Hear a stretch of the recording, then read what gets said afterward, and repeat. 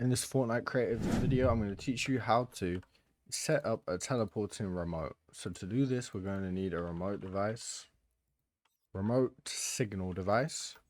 Set this to the type of remote you want. We're going for legendary. Grab a teleporter too. You're going to have this teleport. So functions teleport from signal remote manager. This is the one we just put that legendary into. And we're going to press it on primary. That means when you shoot, you're going to get teleported. To give the player this, we're going to grab a team settings device. Put that down. Don't need to change any of the other settings.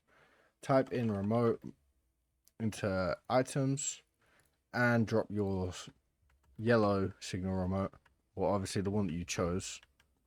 It's showing this as white, but it is the yellow one.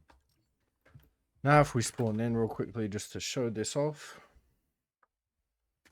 spawn over our remote, click, and we teleport. Just like that. That's how you do it. Use credit code GISMO in the Fortnite item shop. Subscribe to my YouTube channel.